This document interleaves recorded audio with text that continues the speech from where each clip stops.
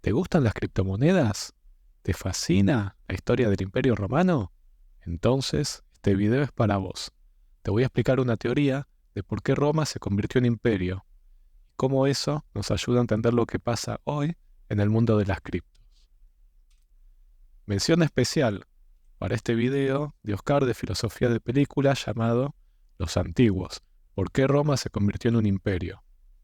Me sirvió de inspiración y punto de partida para hacer este video y ahora te vas a enterar por qué. Bien, estos son los temas que voy a tratar en esta serie de videos, ¿sí? Es una serie. Primero, retomar las cuestiones esenciales que explica Oscar, que son qué cualidades tuvo Roma que la llevaron a convertirse en un imperio, y luego, por qué otras ciudades poderosas no llegaron a ser como el Imperio Romano. Y a partir de ahí, mi reflexión relacionada con criptos. Por un lado, qué criptos tienen cualidades similares a Roma, y por otro, qué criptos tienen cualidades similares a las otras ciudades que fracasaron. Primera parte. El defecto de Atenas. Seguramente muchas veces te preguntaste, ¿qué cualidad tuvo Roma que Atenas no tuvo? Y según esta teoría, la respuesta es escalabilidad. Exacto. Por alguna razón, Atenas no escalaba, mientras que Roma sí escalaba. En parte por el tema de la ciudadanía.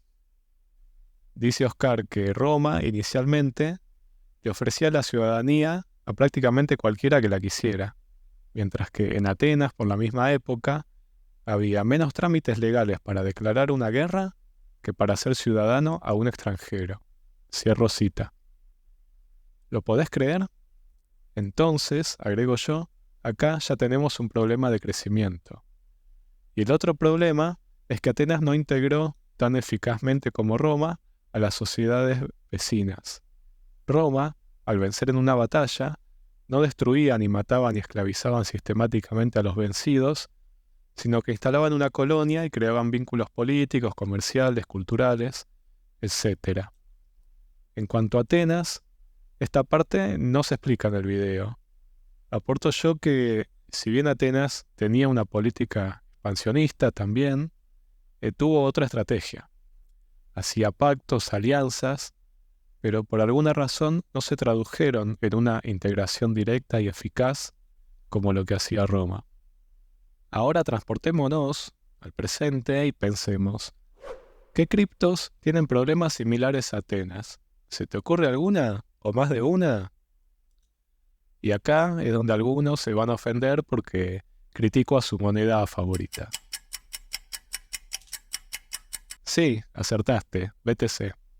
Lo primero que me viene a la mente es Bitcoin BTC. Primero, porque es muy difícil tener nuevos ciudadanos, es decir, usuarios, si las transacciones son lentas y las comisiones son caras.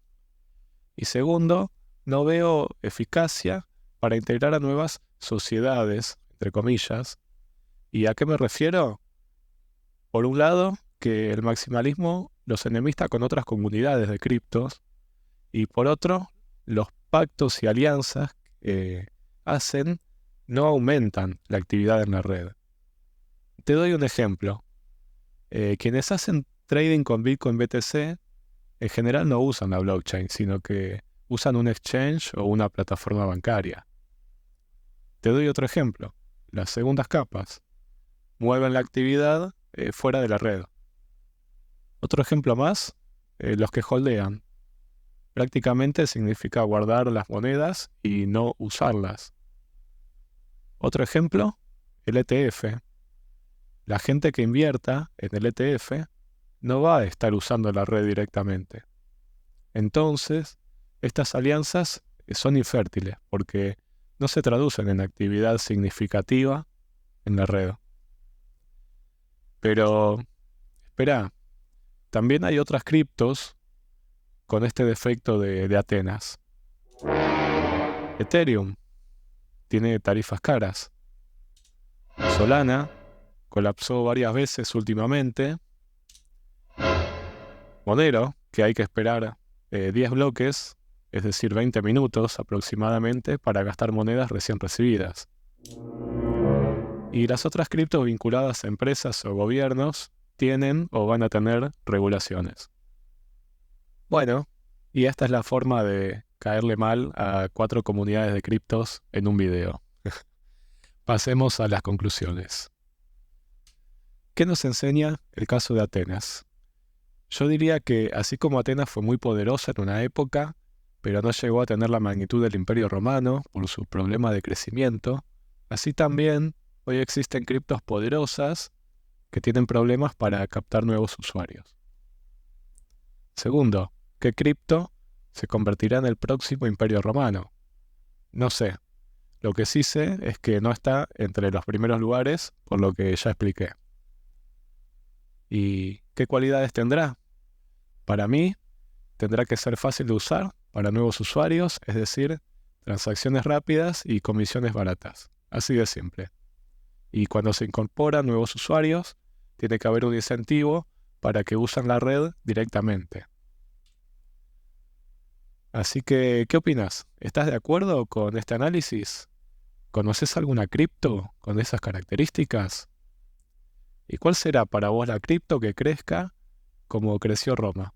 Déjalo en los comentarios y si te gustó el video, dale like y suscríbete. Y en el próximo video voy a analizar el defecto que tuvo otra ciudad, que no te voy a decir cuál es, pero te dejo una imagen de Leónidas que te puede dar una pista. Eso fue todo por hoy, espero que haya sido útil.